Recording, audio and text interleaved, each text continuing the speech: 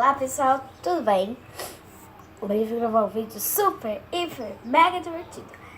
E se você quiser assistir, não sai daí, vem comigo! E você vai precisar de... Peraí! De cola isopor,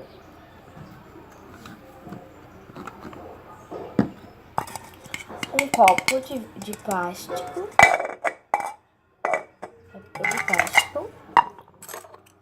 algo para você mexer, uma colher, um pote com tampa e água. E espera aí, você já se inscreveu? Não, pera aí, eu vou pensar um pouquinho.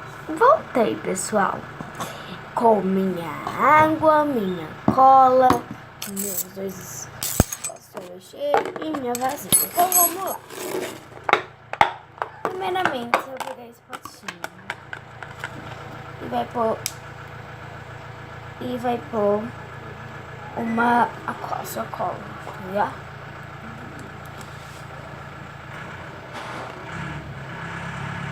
Tanto de cola que você quiser, entendeu? Tanto de cola que você quiser. Aí você vai pegar, se você quiser pôr corante, mas essa é a cler slime, então não põe corante. Você vai pegar, vai pôr água, mas gotinhas de água, entendeu? Gotinhas e mexe. Ela vai ficar no branca, não tem problema. Porque você vai ver a mágica dela acontecer, virar cler. Aí eu vou pôr mais isso e mais um pouquinho. Mexe.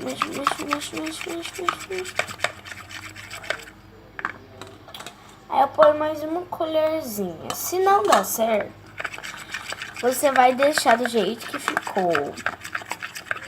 Branca assim, né?